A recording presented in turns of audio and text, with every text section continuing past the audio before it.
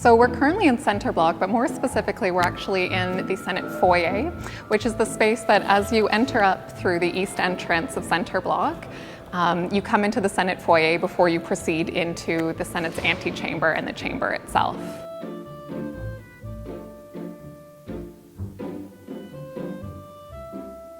The artwork in this space depicts the monarchs, or British monarchs, since Canada became a British possession and then through Confederation into present day. So this is like the royal side as opposed to the House of Commons on the other side? Exactly, because the Senate is the upper chamber, so we have a connection to the British royal family. And so having depictions of them within our Senate foyer is very important. So this portrait is of Queen Elizabeth II. It's actually on loan to the Senate from the National Capital Commission and has been since 2006. It's part of their Crown collection.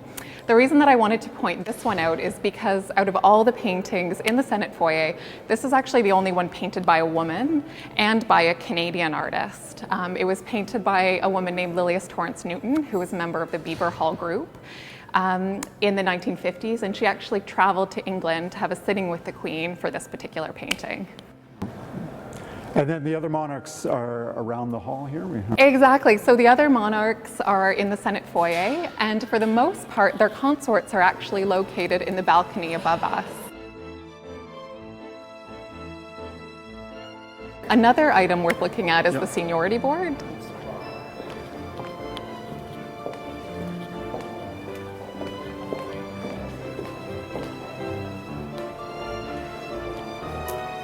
So this object on the wall is referred to as the Senate Seniority Board because what it does is identify all the names of current senators by their date of appointment, which in this case is what determines seniority. And we actually didn't know a lot about this particular object, but about 2 years ago, we had the top part here, the Speaker's Arch, sent out for conservation treatment. And when the conservators were looking at it, they realized that there were hidden names under layers of paint. So they took UV and infrared photographs and they could see lettering hidden in behind the paint. So you can see up top we have the name of the current speaker, but if I take this off, you'll see the name of J.J. Ross, who was Speaker between 1891 and 1896. So all of a sudden we went from not knowing much about this particular object to realizing it probably dates back to at least 1891, if not earlier, because there's some indication that there's actually more names hidden behind this particular one. So what we believe their practice is they would, when a new speaker was appointed, they would just paint over the previous name and then paint on the new speaker's name. And then after time, they stopped this practice and would attach a board probably with nails. And so what we do now is, because we still want to be able to preserve this, but then still show the name of the current speaker, we attach a separate board with magnets on it to protect the object. It's a beautiful piece.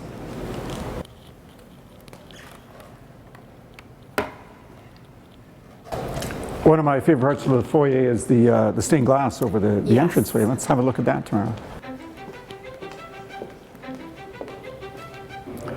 So Tamara, this is the Diamond Jubilee window. What can you tell us about this?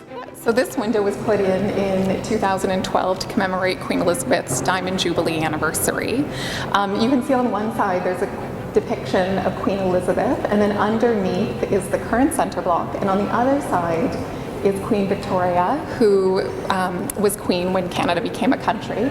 And then underneath is a depiction of the original Center Block, which burnt down in 1916. And then this building was built in its place in the 1920s.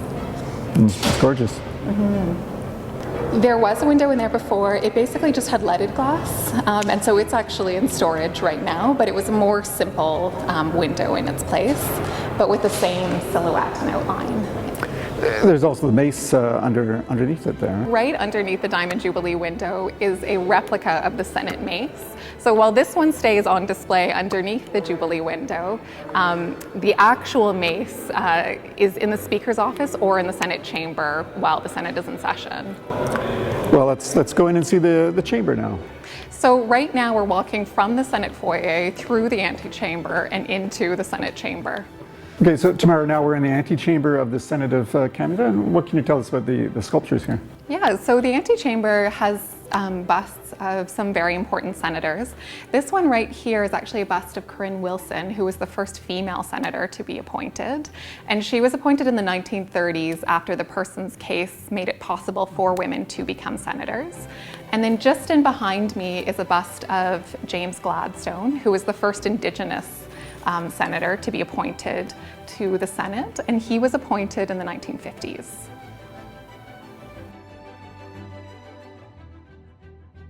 So Tamara, we're here in the Senate chambers, and this is where we would normally only be allowed as commoners when the Senate is sitting, is that correct? That's correct. So typically members of the public stay on this side of the gold bar. So for instance, if you're coming here on the public tour route, this is their stop in the Senate chamber. But today we're lucky enough to get to go beyond the gold bar and look at the Senate chamber in more detail. Go ahead. The Senate chamber is one of the most significant and ornate spaces within Centre Block. Just looking at the decorative elements, you have the gilt ceiling, there's a bust of Queen Victoria right above the throne area. There's also detailed carving on the Senate chamber desks as well as the wall paneling. Another aspect of the space that's worth highlighting is that the furniture in here is actually original to this space for the most part. When the architect designed the building, he designed or selected most of the furniture to go inside. And so we like to respect that as much as possible so that senators from the 1920s and present day are still using the same furniture, and you have that continuity within the space itself. As soon as you step in here, you see these fantastic paintings, which I understand are on loan from the War Museum, the Beaverbrook collection. But they just dominate the room almost. Eh? Exactly. So these 8 paintings have been on display in the Senate chamber since the 1920s. They're actually on loan to the Senate from the War Museum and part of the Beaverbrook collection of war art. During the First World War, Lord Beaverbrook established the War Art Memorial Fund to commemorate artistically Canada's war effort, and these are part of those collections, and we've been fortunate enough for the past almost 100 years to have them on display in the Senate chamber. Oh, they're amazing, amazing pieces, yeah. And I understand they're not following you over to the... No, unfortunately, due to size, because they're so large, they won't fit in our new building. So this is one of our last opportunities to be able to see them in the Senate chamber before the building's closed for renovation. This painting on the end is the only one that was painted by a female artist. So I like to bring attention to this one. So this is On Leave. It's actually the only interior scene, and it was painted by an artist named Claire Atwood. From my understanding, it was felt that it was inappropriate for women to be on the battle scene, really depicting what it was actually like. So she was able to depict an interior scene from the First World War. I think it's worth noting that when the first building burnt down in 1916, Canadians were in Europe fighting the First World War.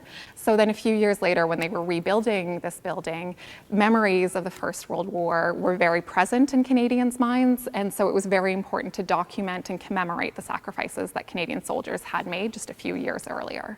And that's why these are part of the reason why these paintings are in here. When you're into this room as well, this gorgeous ceiling above us is really remarkable. One of the most striking features in the Senate chamber is the gilt ceiling. So it is a coffered ceiling, and then inside the coffers you can see thematic depictions referencing England, France, Scotland, Wales, Ireland, and of course Canada. It's beautiful. Let's move on to the Speaker's chair and the thrones. So here at the north end of the Senate chamber, you can see the monarch and consort's throne, which if a member of the British royal family were to visit Canada, this is where they would sit in the Senate chamber, or their representative, the Governor General, and his or her spouse would use these thrones. And then in front here is the Speaker's chair, which is used by the Speaker of the Senate when the Senate is in session. It was actually a practice of the Senate up until the 1920s for the Speaker to take their chair with them. And then in 1923, they decided to end that practice, and this chair has been in use ever since. But there are other Speaker's chairs floating around as a result of the former practice. So was this designed by the architect John Pearson and Omar Marchand? Do you know? No, so this one actually wasn't. It was designed by the chief architect of Public Works, Thomas Rankin, in the 1920s, but for use in this space. So it's it's one of the exceptions from the Pearson designed or Pearson selected furniture. And when the Governor General or the monarch is here, the Speaker's chair does it stay there or is it moved out of the way? No, it is removed if the monarch or the Governor General is here, so that the Governor General or monarch can use the thrones.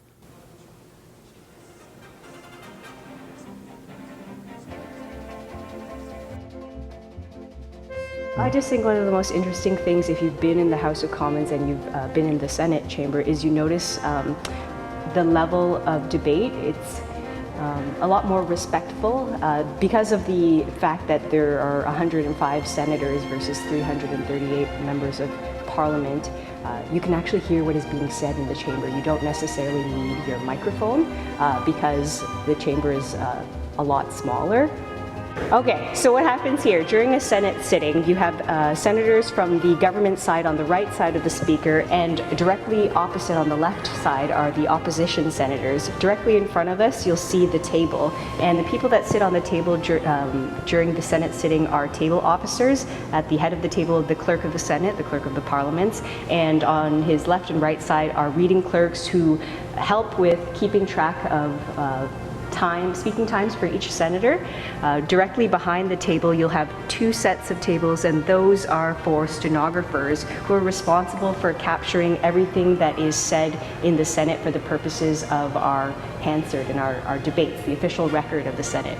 Behind the stenographers is the table for the Usher of the Black Rod, and the Usher of the Black Rod's role during the Senate sitting is to enforce the rules and help maintain order and decorum.